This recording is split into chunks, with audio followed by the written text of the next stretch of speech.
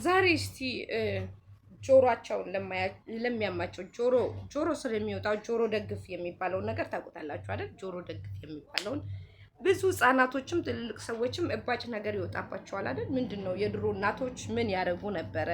ጆሮ ደግፍ የሚባለውን ነገር ምን አይነት መድኃኒት ነው የሚደረገው? አንዳንዶቻችን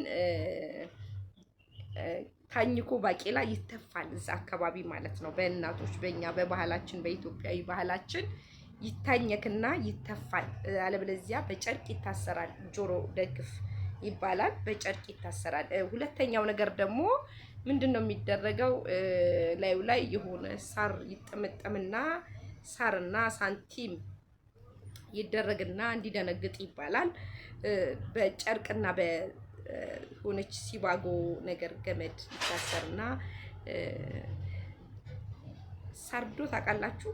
ሰርዶ ታውቃላችሁ? ሰርዶ ማለት እንግዲህ ቄጤማ ነው። ቄጤማ ሰርዶ የሚባል ቄጤማ አለ፣ ከመሬት የሚነቀል ማለት ነው።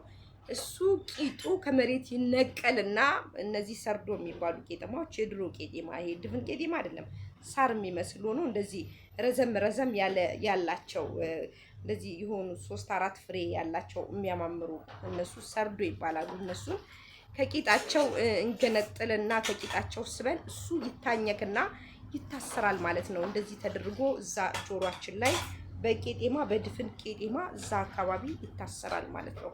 ጆሮ ደግፍ ሲይዘን ማለት ነው። እንግዲህ ድሮን በደንብ እየተማማርን እያወራን የድሮን ነገር እናመጣለን። ሌላም ነገር እነግራችኋለሁ። በድሮ ጊዜ ደግሞ ብዙ ጊዜ ልጆች ቶንሲል ሲታመሙ፣ ህፃናቶች ቶንሲል ሲታመሙ ይሄ ሳር ውስጥ የሚያድግ ትንሽዬ አበባ የሚመስሉ ቀያይ ፍሬ ያላቸው፣ ያው አጋጣሚ ሩቅ ቦታ ስለሆነ ነው አምጥቼ የማላሳያችሁ፣ ግን ይገባቸዋል።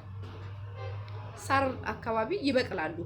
ሳር አካባቢ መሬት ላይ አሉ። ከዛ አበባ ይመስላሉ። ቀይ አበባ አላቸው። ድቡልቡል የሚመስሉ ቀይ አበባ።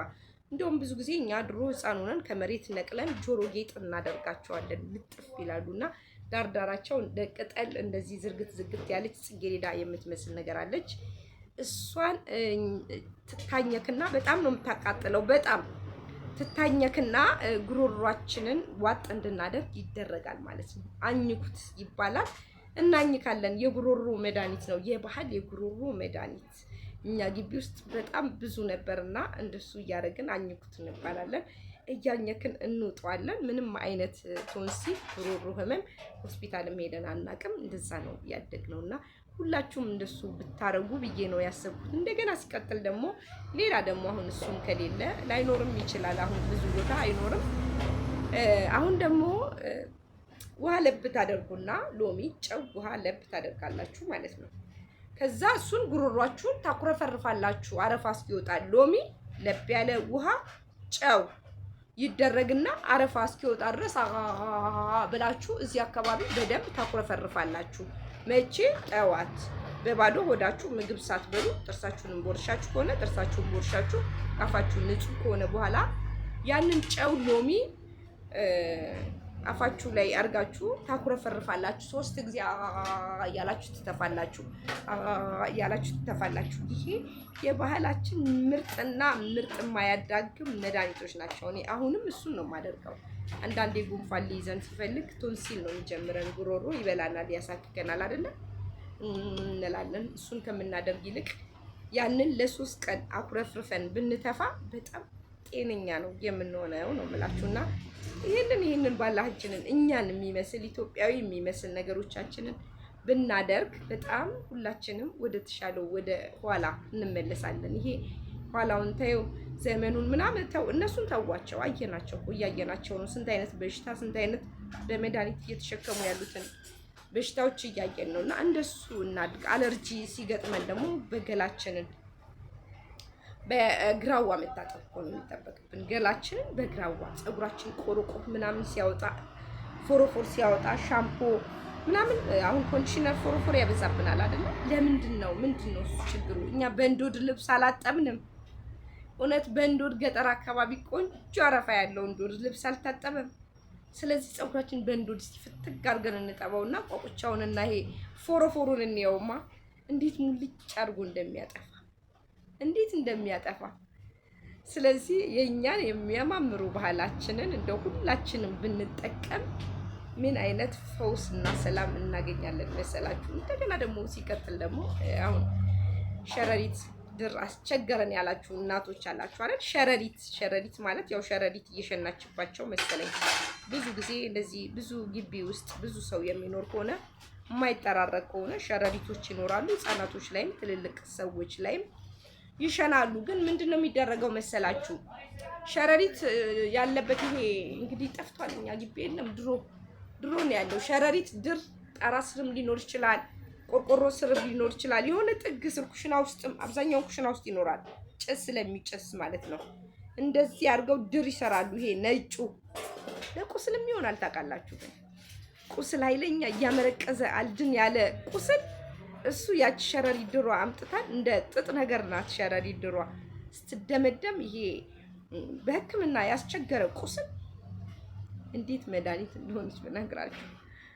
እና እሱን አድርጉ። ሸረሪት ይዟቸው ልጆቼ የምትሉ ሰዎች ሸረሪት ድሯን እሷን አድርጉና ከዛ በኋላ ያለውን ነገር የምትጠቀሙት ከቀን በላይ ሲሆን ነው እንጂ ይሄ በጣም እኛ የምንድንበትን ቀላሉን ነገር እንደሱ አድርጉ።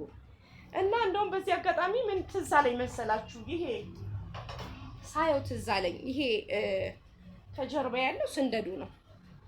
ስንደዶ ነው፣ አውቃችኋል? ስፌት የምሰፋበት ስፌት ሰፋለሁ ነው። እና ይሄ ስንደዶ ነው። ይሄ ስንደዶ ምንድን ነው መሰለ የሚደረገው? 2-3 አንድ ላይ ትይዙና እንደዚህ ትሸርቡና፣ እንደዚህ 2-3 አንድ ላይ ትይዙና ትሸርቡና ማለት ነው። ይሄ ጆሮ ደግፍ ያለበት አካባቢ እንደዚህ ይታሰራል ማለት ነው። እንደዚህ አብሮ እንደዚህ ይታሰራል ጆሮ ደግፍ ያለበት አካባቢ። ይሄንን አንድ ላይ ሁለቱ ይሸረባሉ ማለት ነው። ሁለቱ ተቋጭተው እንደሱ ይደረጋል። እንደሱ አድርገን ብንማማርና ወደ ኋላ እየተመለስን በጣም መልካም ነገሮችን ብናስታውስ። ሞራ ታውቃላችሁ? የበግ ሞራ አይደል? የበግ ሞራ መቼም የማያውቅ ሰው የለም። የበግ ሞራ ብዙ ጊዜ ከከብቶች የበሬም አብዛኛውን የበሬ ሞራም እናወጣለን። የበሬ ሞራ በጣም መድኃኒት ነው ለሳል። የበሬ ሞራ ለሳል ምርጥ መድኃኒት ነው። ሞራውን እንደውም የበገኔ ቤተሰቦች ሲያስቀምጡ አይቻለሁ። በብልቃጥ ነው የሚያስቀምጡት። በብልቃጥ ያስቀምጡና ሞራውን ትኩስ እንዲሆንላቸው ማለት ነው። ልክ ሰው ሲታመም ኃይለኛ ሳል ሲኖርበት ያንን ሞራ ቆረጥ ተደርጎ ይዋጣል። በጣም ወደ ኋላ ነው የመለሳችሁኝ፣ ወደ ትዝታው። ይዋጣል። እንደገና ደግሞ ትኩስ በግ ሲታረድ ሞራው ላቱ አይጣልም። ላቱ እሱ ቁርጥ ተደርጎ በጥሬው ልውስ ተደርጎ ከሚያቃጥል ሰናፍጭና ፌጦ ጋራ ይዋጣል። እንደገና ሁለተኛ ነገር አስታወሳችሁኝ። የዶሮ ላብ፣ የዶሮ ሐሞት፣ የዶሮ እንትን ያረጠሩልኝ ባካችሁ። የዶሮ ሞራ አይጣል። እሱ መድኃኒት ነው፣ ይቀመጣል በብልቃት። የዶሮ ሞራ ለምን? ለአደገኛ